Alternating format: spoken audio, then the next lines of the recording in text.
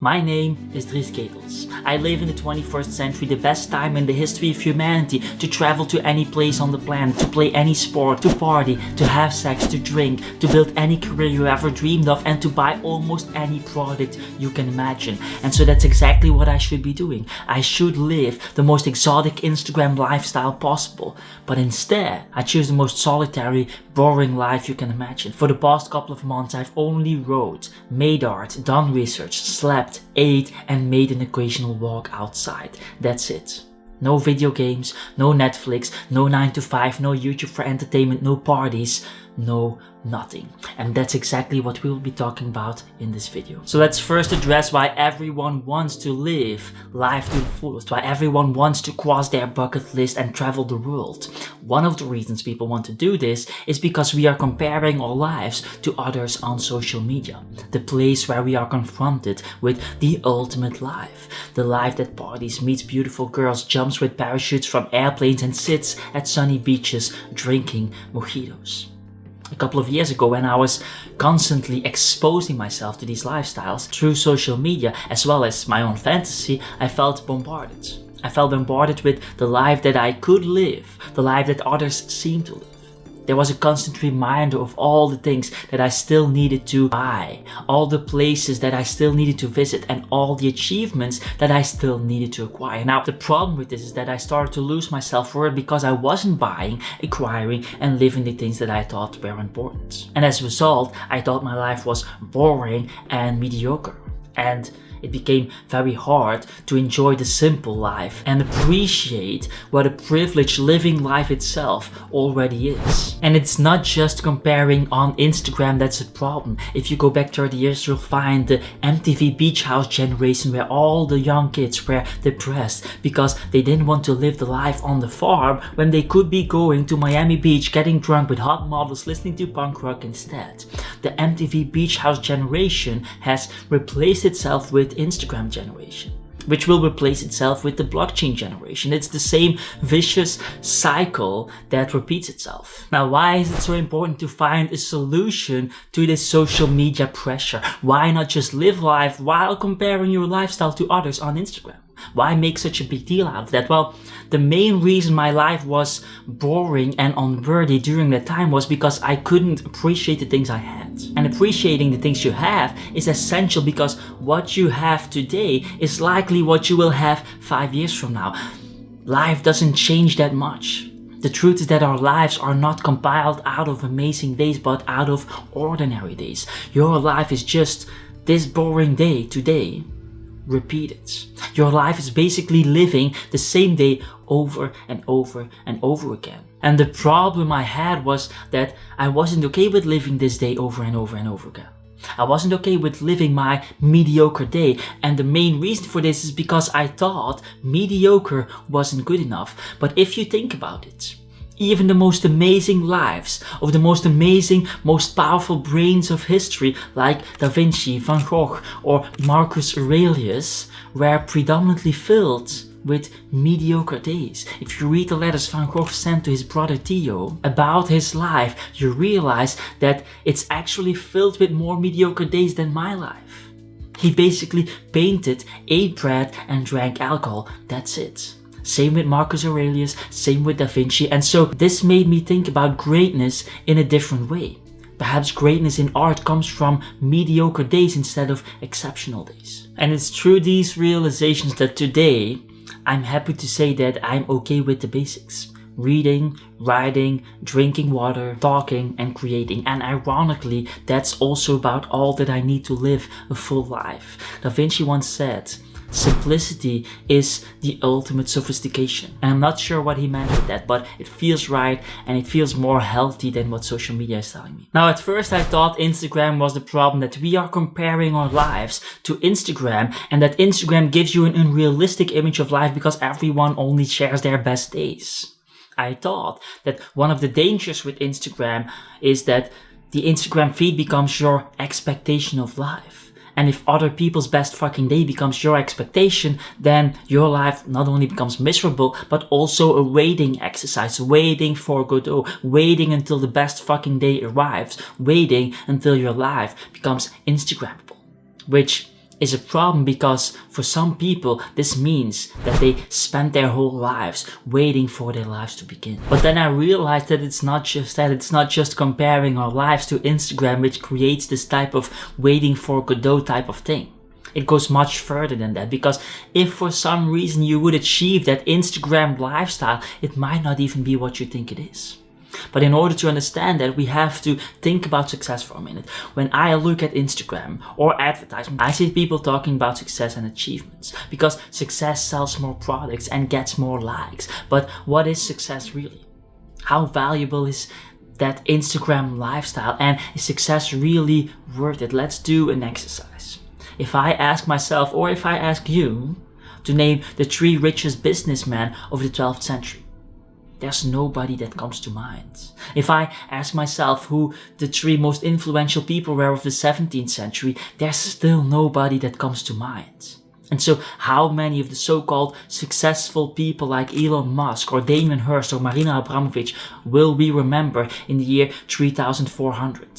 Probably nobody. Perhaps some artist at best, but definitely not some random business guy like Elon Musk. Nobody is going to remember Elon Musk in the year 3400. And so what's the value of all those achievements? What's the value of Elon Musk working 100-hour weeks? What's the value of the hustle and the forms of success that I was striving for myself?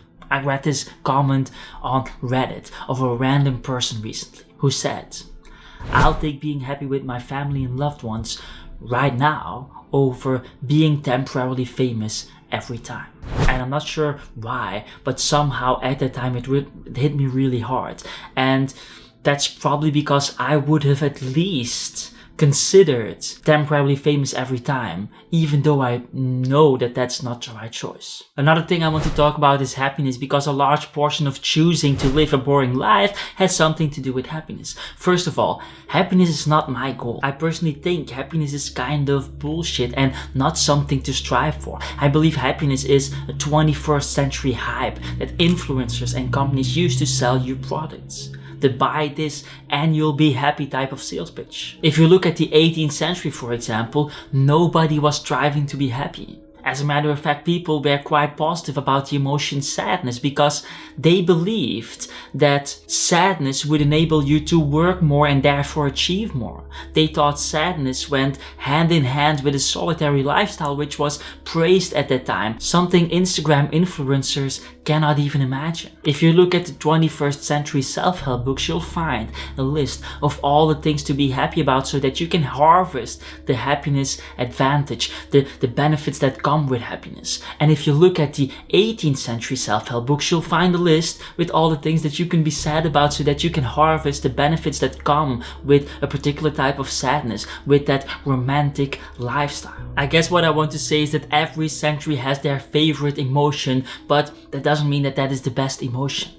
I believe all emotions have their positive aspects. I believe there is something positive to be found in sadness and revenge, just like there is something positive to be found in happiness and love. Neglecting particular emotions from your life because they don't adhere to the Instagram ideal of pure happiness is simply not the right strategy.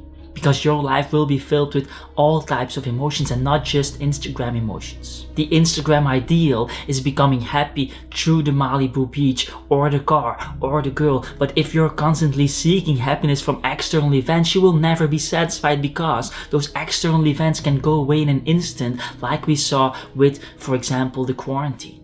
But if you're able to find meaning from within, no one will be able to take that away anymore. If you're able to find as much meaning in sadness and in revenge as you find in happiness, then nothing can stop you anymore. There's nothing that can happen in your life that can put you down, because all the emotions life throws at you can lift you up if you find the positive aspects in them.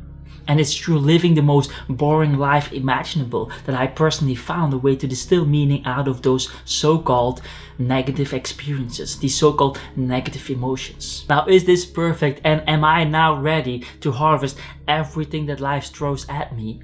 Of course not. If my mom dies, my life will be destroyed. If I get cancer, my life will fall apart. But perhaps not as much as it would have when my ideals would have been the same as the Instagram ideals. Now there's one more thing that I want to talk about, and that is the social interactions that come with living a boring life. When people ask me, what are your plans this weekend? I oftentimes don't have any plans and have to admit that I don't have any plans. Some people will then be quick to talk about their own plans and contrast it to your situation to make you feel bad. And because of that, I oftentimes feel guilty about not having plans for the weekend. But in reality, that's what makes me happy. Sitting down, writing, reading, and building my business is what gives meaning to my boring day. It's through the act of writing that I'm able to think clearly and understand myself. And so choosing to live a boring life is choosing to be okay with regularly not having plans and being okay with the social stigma that might come with that. Now, being okay with the fact that you will not have a life to brag about on Instagram feels hard for some artists, including myself a couple of years ago. And the main reason it felt hard for me was because I didn't know about any alternative marketing strategies for artists. I thought that you should share all your exhibitions and collectors and fancy dinner parties and private openings in order to be taken seriously. And so I thought that giving up on this Instagram dream life equaled not being able to become an artist. But of course, this is complete bullshit, and there are a lot of other strategies out there. And again, this is not just a strategy found on Instagram. This is a strategy that has been going on for a long time. There are galleries who pay their artists heavy sums of money that they can only use on fancy things to create a life that they can brag with in order to present that life of hot girls and fancy parties to potential art collectors, because the sales pitch strategy of those galleries is buy this artwork and get this lifestyle that comes with it. That said, I want to end this video with a quote that used to be one of my favorite quotes. Oscar Wilde once said, "To live is the rarest thing in the world. Most people exist, that's all." And for years I feared to be somebody that merely existed, someone who will never have a Wikipedia page written about himself, someone that got one shot, one opportunity to seize everything he ever wanted, one moment, but didn't capture it and let it slip into a life of mediocrity. And today I realized that both Van Gogh and Da Vinci merely existed. They didn't have the Instagram lifestyle. They didn't follow Oscar Wilde's advice. And because of that insight today, I'm happy to say that I myself am merely somebody that exists. That said, for those who want to merely exist and delete their Instagram feeds, I highly recommend to watch my video Why I Deleted Social Media as an Artist. Take care. Ciao, ciao.